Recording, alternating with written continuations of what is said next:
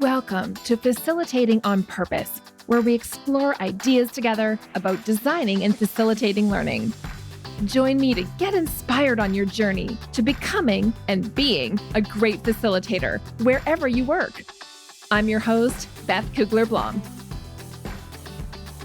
Hello there. Great to have you listening to this episode of the podcast. Before I go ahead and introduce my guest, I just wanted to do a quick little announcement, and that is Facilitating on Purpose is 2 years old.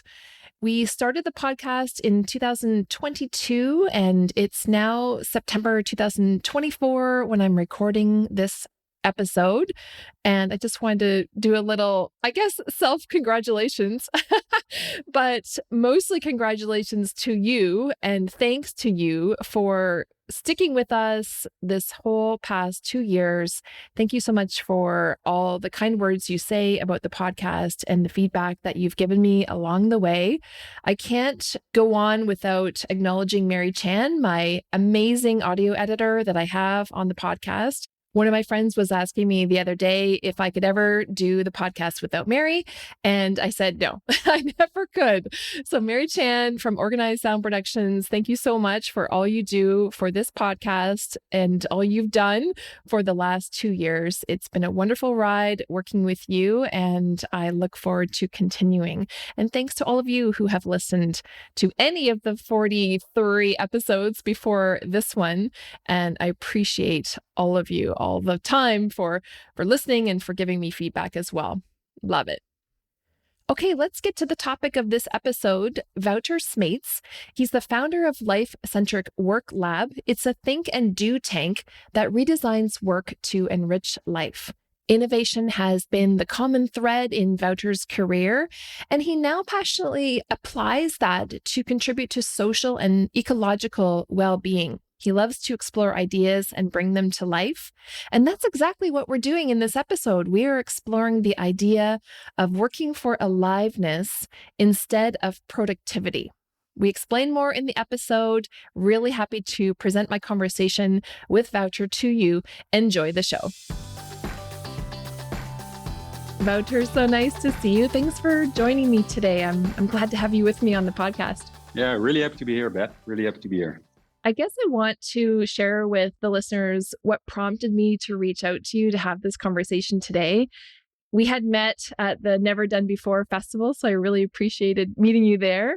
And we made this connection online, and I started to receive your newsletter from your business. I want to ask you about your business in a second, but the question that came across in that one newsletter was, what if we work for aliveness instead of productivity?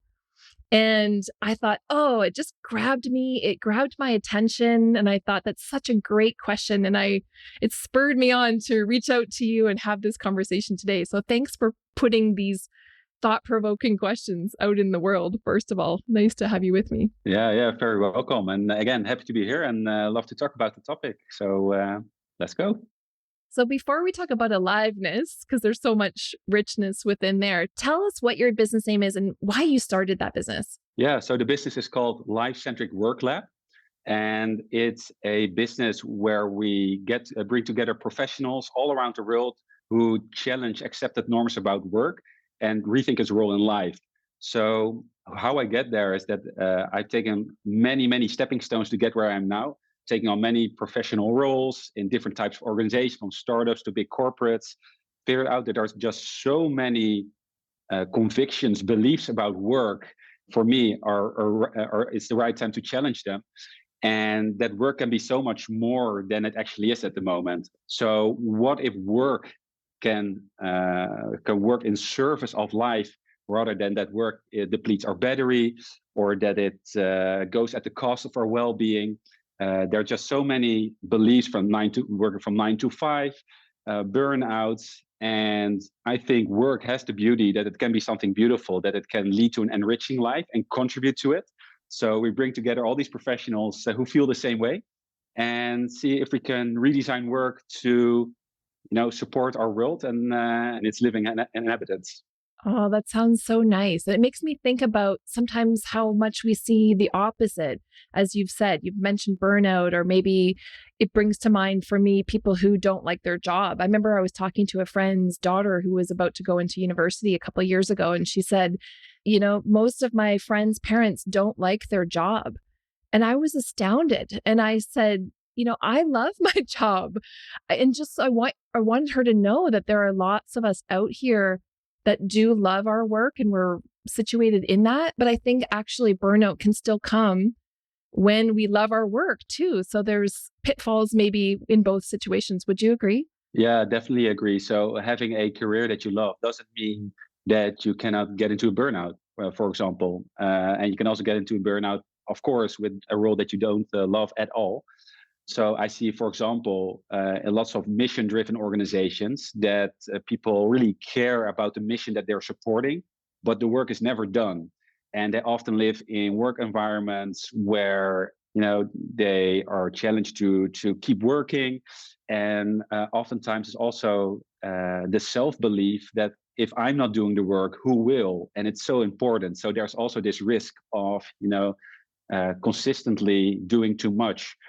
And going to the first part of, yes, it is possible to create work that aligns to and contributes to your personal vision of a good life, but also acknowledging that work is not a one size fits all. People are not a one size fits all. We all are different. We have different preferences, different talents, different things we can bring to our world. And it can be difficult to find a role that really aligns to who you are, that has the shape of you, so to speak. And it may change throughout your life, because looking at the person that I was 10 years ago, it's different than who I am now. And probably in 10 years from now, I again will have different interests and different things I want to work on. So it's this never ending journey of nurturing, how can I shape work to contribute to what I find important in life? That being said, of course, we all have different possibilities, opportunities to shape our work, and we not all have the same privilege to do so. Because for some people in the world, work really is something to have a roof over your head and to support your family. And we don't have all the options to shape the work exactly the way that our ideal situation would be.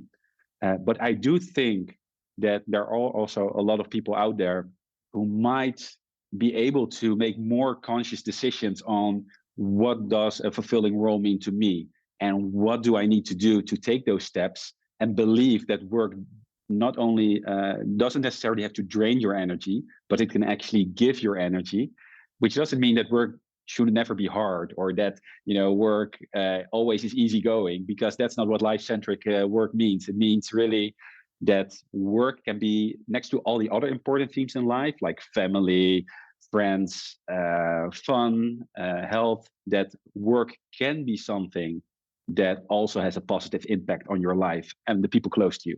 There's so much there that I want to jump off from for sure. And think about just who we're speaking to in this episode, which is probably people who both work for organizations and work for themselves in our work in facilitation. We might be inside a company or leading our own company. But I think what you do, it applies to all of us, isn't it? There's something that we can do, many things probably that we all can do to be able to be alive in our work, no matter who we work for, if it's ourselves or someone else. Yeah, it's so interesting. So when we look at the people that we bring together in our lab, there are so many different types of professionals from coming from different countries in the world, different types of organizations.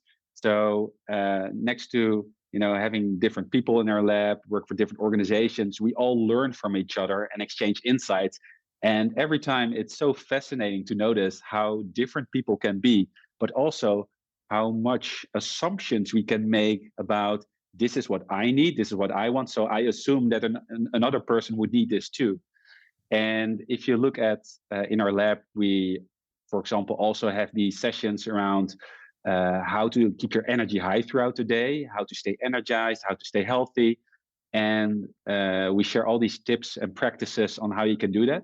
And you see that different things work for different people. And that some people, for example, they like to do their focused work in the morning. Other people, they are more night owls and would like to do that in the evening. Extroverted people thrive on having these high energy interactions throughout the day. And then you have more introverted people who really need to pick and select the times they interact with people, but also really mindful of I need to have alone time, focus time. And so the number one thing, or actually the two things that are really important to get to this point is knowing about yourself. So having the self-awareness, who am I and what works for me, and to run small experiments to figure out, because we also have assumptions about ourselves. And then next, with the people you work with, it's very simple, but to share with them what works for you. And only by sharing that with each other, I mean, fortunately, or at least not yet, people cannot look in your mind. And hopefully it stays for a long, long time. But the best way to share what you need is by explicitly sharing it with the people you work with. So you can help each other in creating those work conditions where you can help each other stay healthy, stay sane, have fun, and of course, deliver great work. It seems like there's a bit of personal accountability in there as well. I mean, sometimes we know the things that we need to do to keep ourselves healthy, but we're not doing it for whatever reason. So there is a piece around us doing that for ourselves and trying to find the strategies to do it for ourselves. But does it help us when we share it with our colleagues, with our friends, with our partners, that it's almost giving us this extra bit of accountability as well to actually do it? Yeah, short answer, 100% yes. It helps. Yeah. And then, of course, some people are more intrinsically motivated. Other people need deadlines. They need, sharing commitments with other to get going. And that's not a right or wrong kind of thing. It's about knowing yourself. What helps me in order to take the steps that will serve me and my well-being? What we see happen in our community, but also the organizations where we have these conversations is, first of all, it works really well to exchange insights on, hey, what works for you to keep your energy high throughout the day? What works for me? And a lot of times you notice these new ideas. It's like, giving a present. It doesn't necessarily mean that you need to apply those principles the same way as a one size fits all like the other person, but you can have a look at the person. Hey, is this something for me? And if it applies, then you can start applying it too. And if not, then it's not for you, and that's also fine. So, and the next part about sharing what you would like to achieve, what you would like to do, it brings an additional layer of commitment to the table, where everybody's on his or her personal journey, but it doesn't mean that you have to do it alone. And so we offer personal journeys, but if we create a support system, the chances that we actually succeed in what we want to achieve become way, way higher. And that goes for entrepreneurs, goes for employees, goes for professional athletes. There's often this notion, the self-made hero who against all odds was able to achieve what he or she wanted to achieve. But if you look closer, there's always been the support system of people who help this person get there where they want to be. And the same holds for creating a work experience that energizes you. There is, of course, a level of accountability for yourself, because in the end, you need to do the work. But having somebody who supports you when things get tough, or give you ideas, or keep you on track, is super, super important and helpful. And when you do this right in organization, it also creates better relationships. You understand each other better. You see each other as human to human, and there's just so much benefits from doing that it's would almost be silly not to do it. It sounds like it, right? It sounds very hopeful, right? And positive. It's also making me think about, there's work in general that just happens while you're walking around the office or you're meeting on Zoom with your colleagues or whatever it is. But for those of us who are facilitators, we're also creating something for a group. And I want to ask you about that. So how can so we can do some of these things for ourselves to create the work the way we want to live it, our life and our work. But what about when we're working with groups? Like, how do we create that inside a workshop or inside a meeting and be that support for our groups? Do you ever think about that? Yeah, it's a good question. So what we often do is work from the principle, first, you want to have people to think about it individually. So to be unbiased by the opinions of others and make sure that everyone in the room has an opportunity to, in the end, to share his or her perspective, and not to have the loudest person in the room or the fastest person in the room sharing their perspective. So we often start with from a blank slate, from a white page.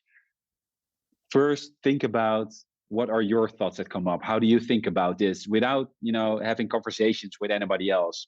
Then we often go to pairs, so having one-on-one conversations. And after having those one-on-one conversations, you might go to two-on-twos, or depending on the group size, share some items publicly, plenary in the group.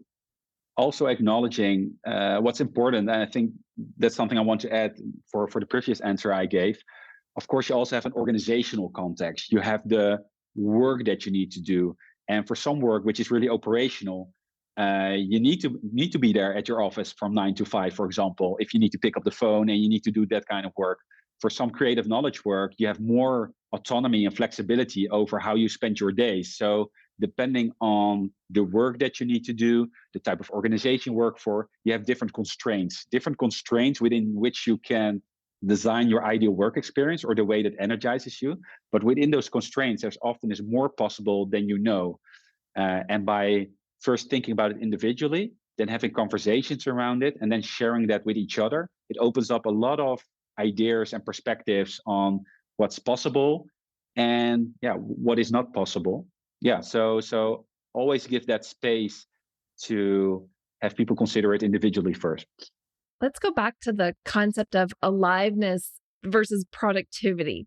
You explained it a little bit, I think, but just say it again. What does aliveness mean to you? Because it's a word we probably don't see as much. And then what do you think about productivity, and are there pitfalls in there for you where sometimes we think, oh, this is a positive thing, we're being productive, but the way you want us to think about it, there's some caution to that. Can you tell me more? Yeah. So that it's such a big topic. Aliveness versus productivity is so much to tap into. But what I would say is that if we look at work and how we operate at work, there's so much focus on productivity and efficiency, and it almost seems as if we're celebrating robot-like behavior, and that we want to be as efficient and applaud more and more output, but at the expense sometimes of well-being, of feeling healthy, feeling happy. And then in our lab, we consider the question, but what in the end is the purpose of work? Why do we work? Do we work to be productive regardless of what we're producing and at the cost of that what we're producing? Or what if we work for aliveness, so that doing the work makes you feel alive, makes you feel proud, makes you feel inspired.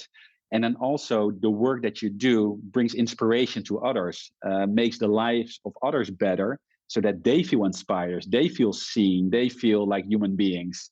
And looking at those two themes of aliveness versus productivity, it's not that they're mutually exclusive, so that it's either one or the other. Because when I like to write a book and I would be really happy about it, then I need to be productive to get there. And I can be really proud if I bring ideas to life that I care about. So that means, that being productive can also help me feel alive. But if at some point productivity is only the end and not a means to an end, then it can lead to doing all these tasks which are not really important, and they're not contributing something. They're actually depleting my batteries, and then I can feel less and less alive. And is that actually what we want to achieve? Is that the point of work? So would like to reframe productivity more as a means to an end. And what if the end would be aliveness? That's actually the discussion that we were having in our lab. Oh, I love that. And there's so many big questions that you can ask yourself. Why am I doing this? How am I doing this? Do I like the way I'm doing this? Do I feel alive while I'm doing this? They seem like big, big questions, but we can achieve this. And I think we can ask ourselves this as we're preparing to work with groups as well. Like, how do I want my participants to feel while they're going through this experience? And do they know why we're doing it? Are they feeling alive while we're doing it? I don't know. I keep thinking about inside and outside a workshop or a meeting experience around aliveness. Yeah. So what I also appreciate about the concept of being alive, it doesn't necessarily mean that it should be easy or that we should give up easily, or that it can also. So I have a professional background, athlete background, sometimes you need to train really hard or for many years practice to get to where you want to be. So being alive can also mean that sometimes something can sometimes be really hard. I mean, life is not always easy. It doesn't need to be hard all the time as well. But being alive can also mean that you're enduring, that you're building resilience, and that sometimes you hit a roadblock. And in a group, there's conflict, and conflict isn't necessarily bad. Sometimes you need to have conflict and to move further, to get to a more long-term solution, to bring the group closer together, rather than you escape the conflict and you have all these emotions lingering which don't serve the group. And of course, again, it's not a purpose to have conflict all the time, or that but it can be a means to an end. So a life doesn't always mean that you should feel happy all the time, or that you should feel fulfilled all the time. But actually, like life itself, it feels that you're present, you're really in the moment, feeling, and that can be a whole range of emotions from darker to lighter. But the point to not marginalize ourselves to robots who need to be productive, but to workplaces that support the range and richness of what it means to be human. Oh, that's a nice way to phrase it. It makes me think about your bio because you said you live in The Hague, it's near the beach, and you like to get out to the beach and be near the ocean. But I mean, we could make a mistake that being alive is just, oh, have a job where I can get to the beach more often. It's so much more about that. And there's so many more personal things it sounds like we can do. Just recognizing that we need to be without people for a while to kind of recharge. I mean, it's a very personal thing that we can all try to recognize for ourselves. Like there's self-awareness pieces. It's not, you know how they say about self-care, oh, it's not just taking a bath with bubble bath, right? Aliveness isn't just making time to get to the beach, although that might be part of it, but there's a whole wide range of possibilities within what aliveness looks like. And I appreciate what you're saying about it doesn't mean it can't be hard, because sometimes hard work is really fun too, right? When you're working towards a goal, like you said. What was your sport? And do you still play it? I don't play anymore. It was professional swimming. I run an athletics track now and play padel and do some surfing sometimes in the ocean. So still very active. I just love to move and to play. Returning also to productivity versus aliveness, that there are also many beliefs around productivity that don't serve us anymore. So, for example, back in the days, and I'm talking decades ago, perhaps even 100 years ago, the productivity also had a relationship to how much time we spent on the work. Now that more and more of our work is creative knowledge work, sometimes the irony is that doing less work or spending less time working actually leads to better output. So, for example, if I'm well rested, I make better decisions, I'm more creative, I can better decide what's essential work and what's trivial work. But still, knowing this rationally, when I came out of a corporate career and I had my 9 to 5, I spent so many years feeling guilty when I quit working after, in the afternoon. I felt I have three more hours left until it's 5 o'clock, so I should be working. Whereas I really felt that taking a walk, go cycling, go to the beach really cleared my mind. And actually, I could stare at my screen for 3 more hours, but nothing would have happened. And spending that time walking, going to the beach, it cleared my mind, became more creative, and I was energized to do the things I need to do the next day, only 15 minutes of the time. So it's also, going away from the beliefs we have and challenging those beliefs. But sometimes we don't even, or are not even aware that the beliefs are there because they're blind spots. So what we do in our labs also shining light on those blind spots. And what if working 6 hours a day leads to better results than 8 hours? And what if, regular walks during the day, that's what I do, by the way. So regular walks, focus blocks, lead to more productivity and feeling more alive. So it doesn't have to be the scarcity perspective that you should choose one or the other. That's a win-lose scenario. But you can actually have more productivity and more aliveness at the same time.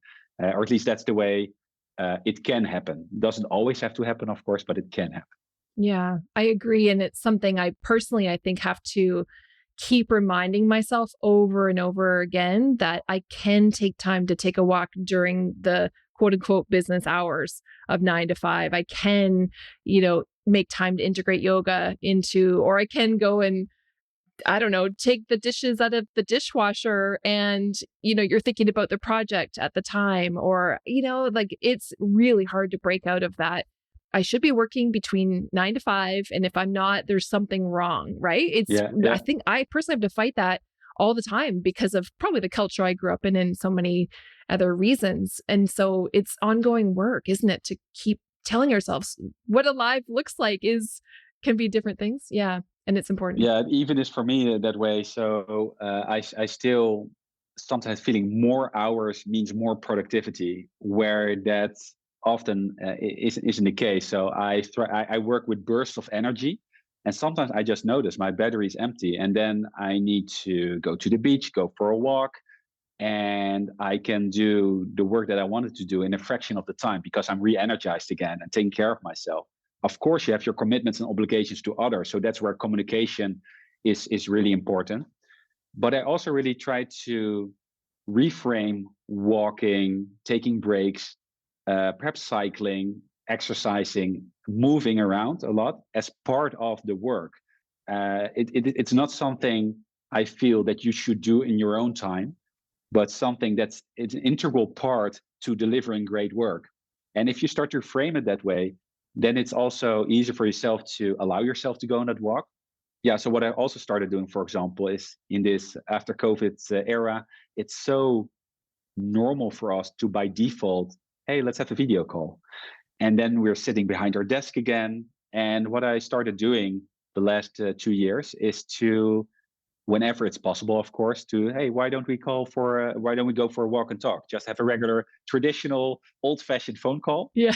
And for me, going for a walk, talking to the other person over the phone, for me, it's a two birds one stone opportunity of having a walk, but also my ideas move more freely when I'm walking and having better conversations than when I'm sitting still the whole day behind my laptop. So yeah, really seeing movement as an integral part to delivering great work, and that leadership also supports and encourages people to move throughout the day would be a great benefit. That's where my brain was going too, because, we either have clients or we have bosses of some kind. And what if they don't share the same philosophy? So, I mean, I have clients or potential clients that would reach out and say, can you facilitate something 2 weeks from now?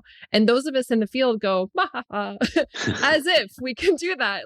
But there's this pressure that comes from other people in and around our work to force us out of kind of sometimes the good routines that we put in place for ourselves. Like sometimes it's hard to say no to this. I guess it's kind of a type of productivity, right? It's like, no, we need the meeting to happen in 2 weeks and we really need you to do it. And it's like, how do we work with other people like this in our work to, I don't know, stand our ground for the type of aliveness at work we're trying to achieve, and maybe we can help them achieve it too? Yeah, so it can be, of course, challenging depending on the work culture that you're in and what's being found normal in the bubble that you're in, actually. So what's the culture that's there? It also goes back to the start of our conversation. So really knowing about yourself, what works for me, and being able to share that with the people that you work with on a regular basis. You can also put that at the bottom of your email, or you have this manual of me, for example, which is this template where you fill in how you thrive during your work days, how you like your meetings, how do you behave under stress, how people can support you, so that we know better from each other what works for you, what works for me, how can we support each other. That doesn't mean that all your needs get fulfilled all the time, because we can have different needs. And so it can happen that if I don't appreciate meetings in the morning because I do my focused work, but every once in a while I will make an exception because it's needed. But the default for me would be to, that I feel supported in that need. That doesn't mean that that need is always fulfilled, but also it can sound easy to share what your needs are, but it also depends on, do you have an organizational culture that feels safe? Or perhaps even, is there a brave culture? So where you not only feel that you're able to share that with each other, but you also get the freedom, the autonomy from leadership to experiment with what works. So rather than that leadership says, this is the way you need to work, then it comes from a certain place of distrust. So we think you should work this way, that it actually comes from a place of trust, saying, people, we hired you because we believe you can do an awesome job and you're grown-ups. So, you together with your teams, you figure out what you need to do the work you need to do. If you need any support, we're here for you. We can support your needs.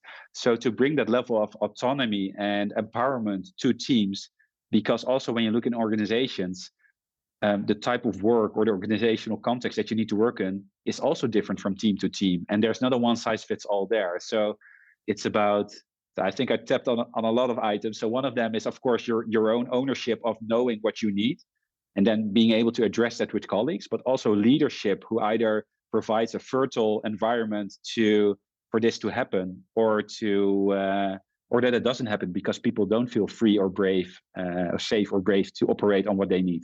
And I think on the client side, I have a friend who, when they go out to do multi-day workshops, they'll say, I'm going to facilitate the first day. The next day, I'm going to be off because I need to recharge. Then I'll facilitate the third day, and then I'll be off, and then I'll facilitate the fifth day. So they build in those recharge days after each of the facilitation days, which I actually don't ever hear anyone else talking about. But it's like we need to bring this strength to potential client conversations, saying, this is what I do. And basically, if they don't go for it, we don't work with them. I mean, there's a bit of strength that we have to have in the way we want to work sometimes. Like, will we take the work? Will we be a little bit flexible around it? Like you said, with your kind of workplace-based example, like, oh, well, maybe I'll just get one recharge day in the week and not two, or whatever. But we just have to make decisions around what we will and won't accept, I guess, on the client side. Yeah, and I think there's, of course, sometimes it's people are in a position to say no to a project, but sometimes people really need that project. So there's also, or have the perception they need that project. And so there's different levels to what you are willing to accept in terms of going beyond what you need. But I think it's a really great example that you gave. So if you know from yourself what you need to recharge, to implicitly already build this in your offer so that you're able to facilitate those sessions in a way that you stay energized, not only on the short term, but also on the long term with the multiple projects that you have. And if that leads to discussions, to be really clear in why it is that you inserted these days off and what it brings to also the group of participants. So being able to bring your best self and being able to bring the best facilitation of group dynamics and the results you're trying to achieve, but also staying healthy. And in my experience, for the clients you want to work with, if they're aligned to those vision and those values, they actually appreciate when you share that these are the reasons behind that offer and behind those days off. And that's about clearly communicating why it's there in the first place. And it might even inspire clients to also look at it from this perspective. But because they're humans too, and they also need these breaks and to be able to recharge. Yeah, give them kind of an excuse, I suppose, too, because they might have to go back to somebody on their end and say, oh, this facilitator is asking for this. I guess we should let them do it. But it's actually good for everyone. So you're helping me realize that we not only have to explain why it's important for us as the facilitator, but there's the piece about why it can be important for the group or the organization that we just have to remember to include. So it doesn't feel so, I mean, the word selfish comes to mind. I know it's not selfish when we think about it for ourselves because it's important, but it's not just about serving us, is it? This kind of conversation. It's about why those kind of breaks or whatever the situation is good for the group as well. Yeah, I think in general, indeed, yes. It's interesting how we often think with these choice or decisions, think about the term selfish. And I think about the term self-care, bringing in these perspectives that actually taking care of yourself, regular movement, regular breaks, perhaps not a workshop of 8 hours, but 4 hours during the day, for example, where you spend less time with the group, that it's not about the amount of hours you spend with the group, but the value you deliver, and that it makes more sense, can make more sense in situations to do a shorter session rather than a longer session, because our human beings and the way our brains work and how we need to move and how we can be creative for a certain amount of hours, it just makes sense to work that way. So it's not about I'm being selfish. It's also about bringing these perspectives and research on if you have regular walks, if you're well rested, we can bring so much more to the table than if we just are drained because we spent 8 hours. But we did spend those 8 hours, but we were so tired, and in the end we were not able to make the decisions or see the forest from the trees. So Again, it's a time bound thing, isn't it? Because just like we think we have to work 9 to 5 or whatever we think our hours need to be because of past conditioning.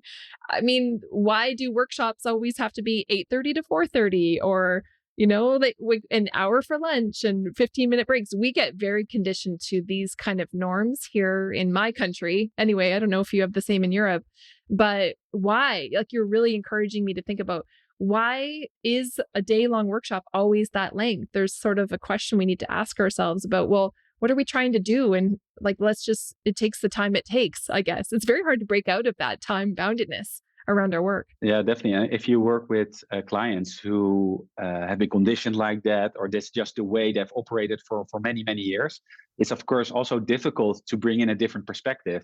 If you notice that it's difficult, and there's no space to bring in the way you would like to work, then depending, of course, on your facilitator situation, you might say, okay, then we might not be a good fit, or and you pass on the project. But in some cases, if you're able to to give a different perspective and look at it from a means to an end perspective, say, but with what we're trying to achieve, we don't need to spend those 8 hours. But what if we, spend those 2 hours and get to the results in this way? And you don't need to bring all these people together for such an amount of time. And the energy is high. People are happy because they're high energy engagement. Everybody has clarity. There's creativity, and you leave the room, with a few steps further down the road with some new decisions, and everybody's happy. Rather than, what can also happen is you spend 8 hours in a room, and at the end everybody's tired and grumpy, and everybody has brain fog because we had so many discussions, and where do we need to go next? So I think it also circles back to the belief of we need to spend those 8 hours in order to get value from this project. And sometimes the irony, it's the other way around.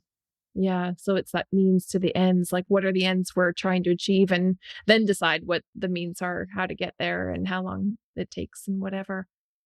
Wouter, as we think about you doing this work in the world and all of us doing this work in the world by trying to integrate some of these strategies you've talked about today, can you just share a little bit? You've probably already said it, but just to reiterate, what's the impact to us as humans? You've mentioned us as humans working together and being together. What's the impact to us when we find ways to do this, to work for aliveness instead of productivity?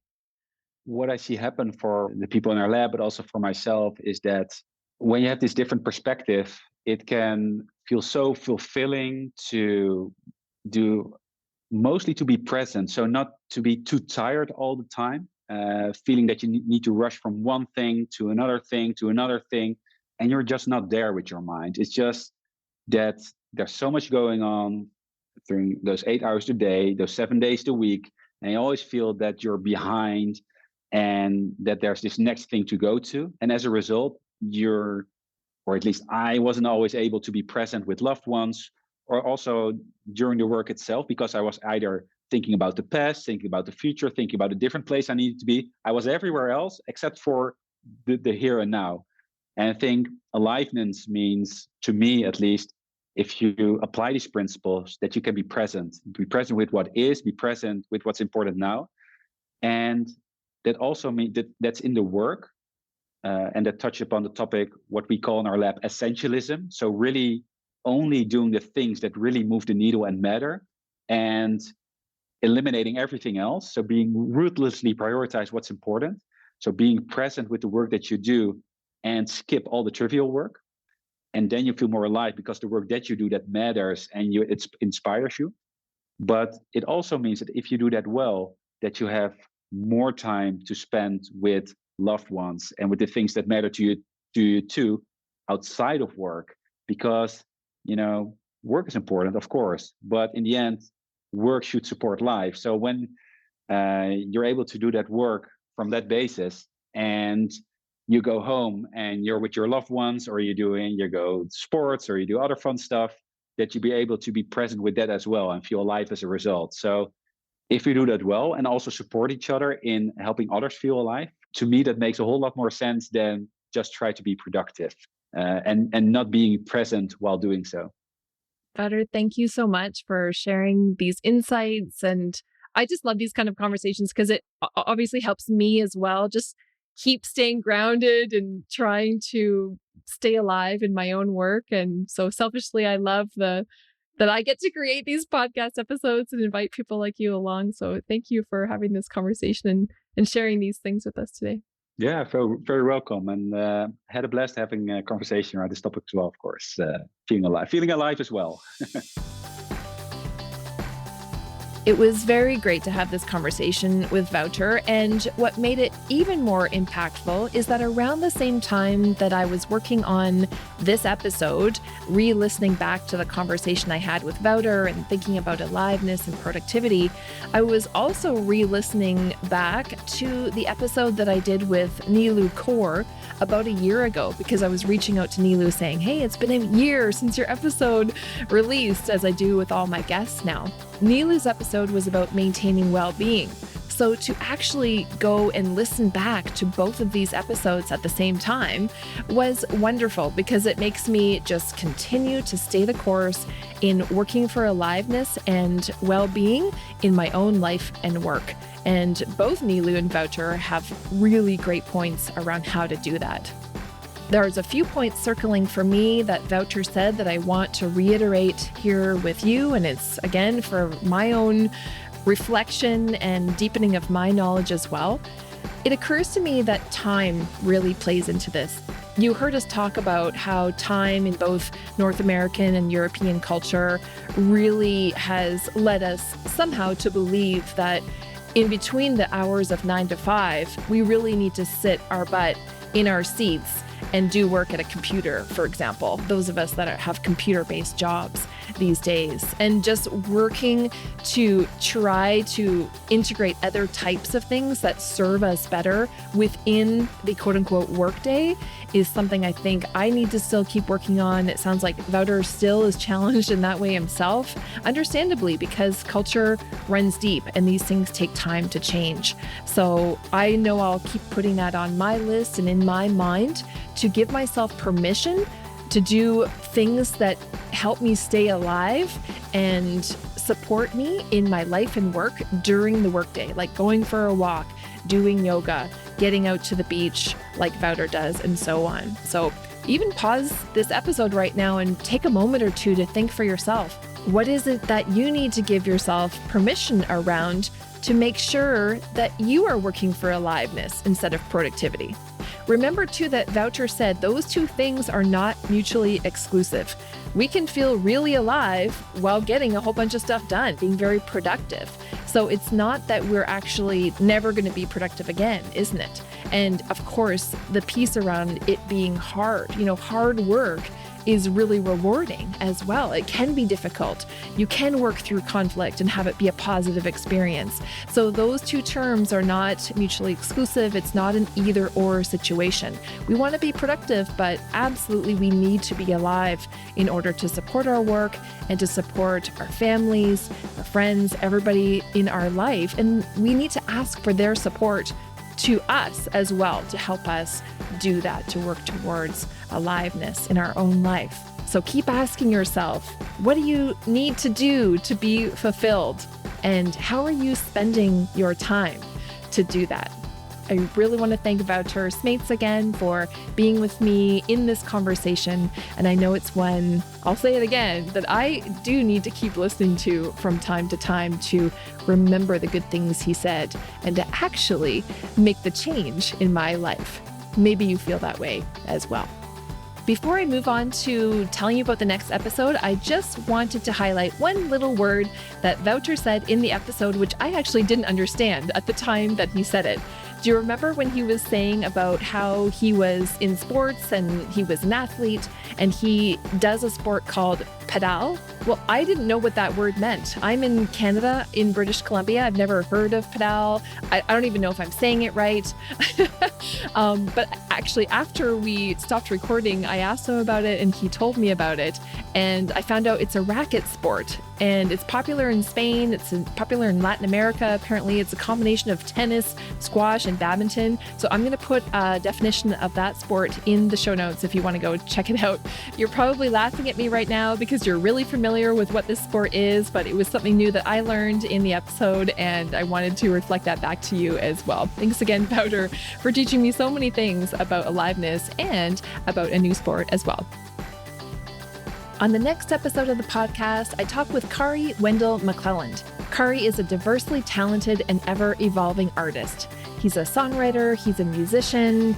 He's received critical acclaim recently for his Freedom Singer project, where he recreates the music fugitive slaves carried on their journey north into Canada. Along with being a musician, Kari is also a facilitator, and he teaches facilitation. Our conversation together is going to be about what great facilitation feels like. That's next time on the show. Until then. Thank you for listening to Facilitating on Purpose. If you were inspired by something in this episode, please share it with a friend or a colleague to help them expand their facilitation practice too. To find the show notes, give me feedback, or submit ideas for future episodes, visit facilitatingonpurpose.com. Special thanks to Mary Chan at Organized Sound Productions for producing this episode. Happy facilitating!